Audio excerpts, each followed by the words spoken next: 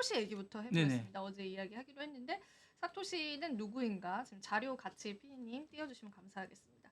사토시에 관해서는 아직까지 좀 밝혀진 바가 없는 부분이고 비트코인 개발자다라고 알려져 있어요. 그래서 처음에 비트코인이 2010년 5월 달에 이제 나왔거든요. 그때 가치는 2.7원입니다. 한화로 2.7원. 그때 샀어야 되는데.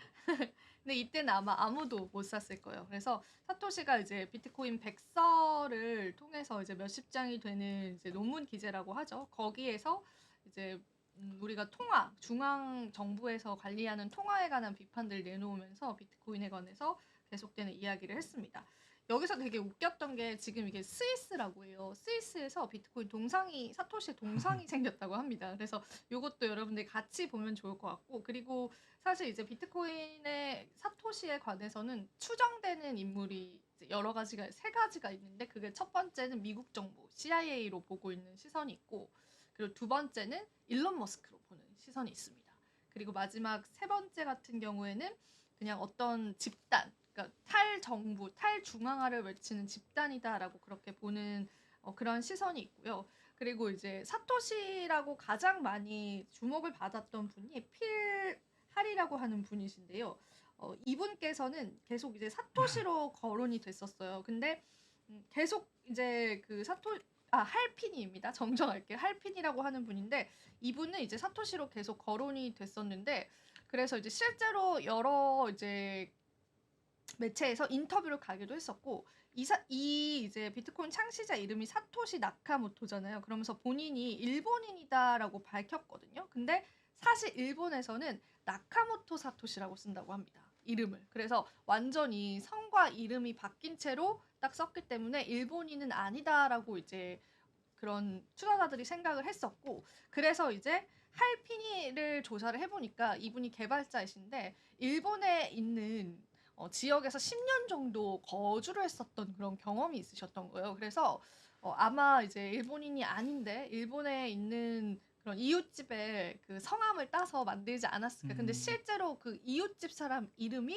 나카모토 사토시가 또 있었대요. 그래서 이제 그분으로 막 좁혀지고 있었는데 이 할핀이라는 분의 사진을 보여드릴게요. 할핀이라는 분이 이분이신데 이분이 보시면 아시겠지만은 나중에 루게릭병에 걸리셔가지고 2013년도에 사망을 또 하시게 됩니다. 그래서 그러면서 이제 본인이 그 루게릭병에 걸리면은 움직일 수가 없잖아요. 그래서 안구로 이렇게 컴퓨터 프로그램을 해서 이제 편지를 써서 매거지에 보냈다고 해요. 그래서 나를 모든 사람들이 사토시라고 이야기하고 있는데 나는 이제 얼마 남지 않은 시점에서 나는 정말 사토시가 아니다라는 거를 이제 표명을 했거든요. 그래서 이제 그때 여론은 이렇게 돌아가시는 와중에도 본인이 사토시가 아니다라고 이야기를 한 거면은 믿어주자라는 그런 여론이었고 그러다 보니까 사토시는 아직까지도 창시자는 누구인지를 밝혀지지 않고 있어요. 근데 이제 그럼 그런 게 중요할 거 아니에요. 저희가 이게 처음 비트코인이 나왔을 때 지갑이 있거든요. 처음 개발됐었던 그 지갑.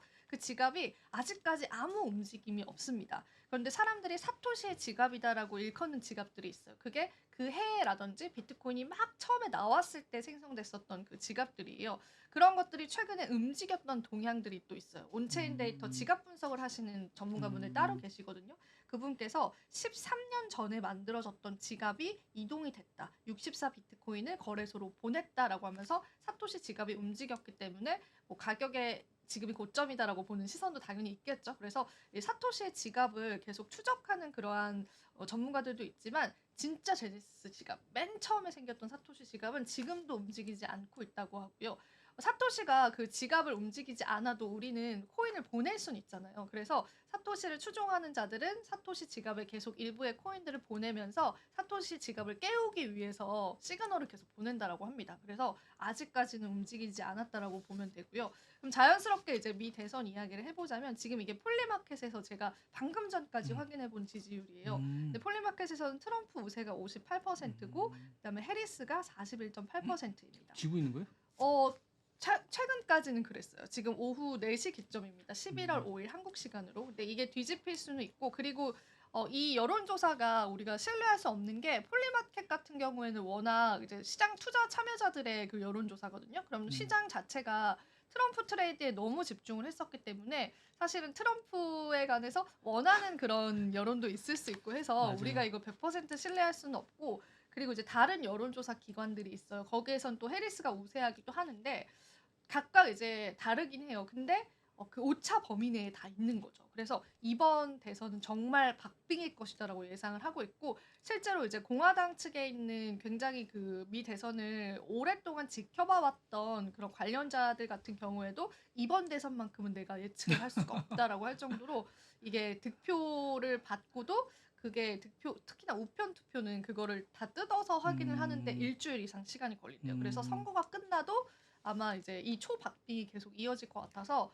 이제 관전 포인트로 저희가 또 계속 지켜보면 될 것 같고요. 그리고 그럼 비트코인이 어떻게 될 것이냐. 지금 인식은 트럼프가 만약에 지게 되면은 와르르 떨어질 것이다라는 인식이 있는데 뭐 지금까지의 통계 자료를 보면은 비트코인은 미국 대선 이후에 늘 오르는 흐름이었대요. 근데 비트코인 역사가 크지 않기 때문에 대선은 2번 정도 겪었는데요.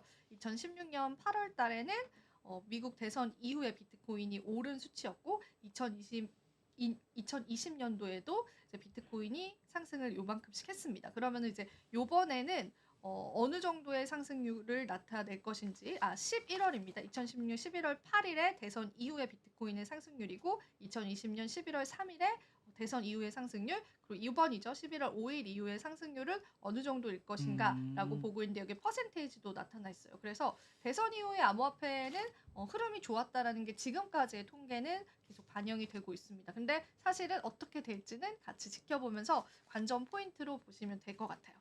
그래서 오늘 또 암호화폐 이야기도 좀 압축을 시켜봤고요. 시간을 오버시켜서 더 하셔도 죄송합니다. 되는데? 아닙니다. 더 하셔도 빠르게 또 이야기를 나눠봤고 본부장님 또 마지막으로 또 할 말 없으실까요? 그냥 누가 될지 정말 궁금합니다. 근데 뭐 궁금하죠. 돼도 그 승복 안 할 것 같다고 이게 승복 안 해도 되나요? 맞아요. 승복 안 해, 또 되진 않아요.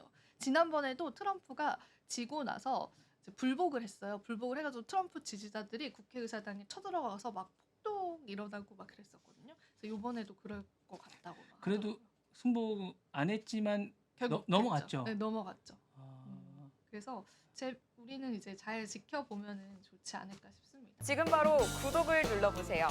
실시간 경제 뉴스, 투자 전문가들의 다양한 시황과 정확한 분석, 또 알찬 투자 정보까지 신뢰할 수 있는 저희 서울경제TV와 함께하세요.